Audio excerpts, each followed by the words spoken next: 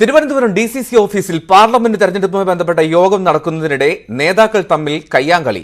DCC general secretary Thampanoor Satheesh നേരെയാണ് കയ്യേറ്റ ശ്രമമുണ്ടായത്.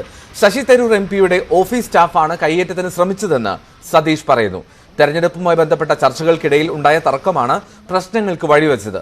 പോലീസിനും KPCC അധ്യക്ഷനും ഇത് സംബന്ധിച്ച് പരാതി നൽകുമെന്നും തരൂരിന്റെ അറിവോടെയാണ് മർദ്ദനമെന്നും തമ്പാനൂർ സതീഷ് ആരോപിച്ചു.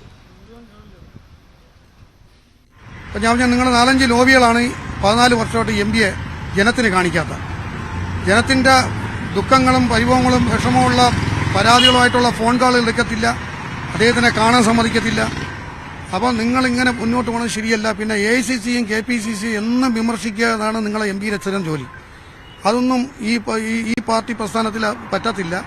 നിങ്ങളെല്ലാം കൂടെ ലോബി ചേർന്ന് ഈ പാർട്ടിയെ ഹൈജാക്ക് ചെയ്യാൻ നിങ്ങൾ ശ്രമിക്കേണ്ട, ഒരു കാരണവശാലും നടക്കത്തില്ല എന്ന് പറഞ്ഞപ്പോൾ ഇവർ 4-5 പേരുണ്ടായിരുന്നു. അതിലെല്ലാം കൂടെ എന്നെ പിടിച്ച് അടിച്ചു.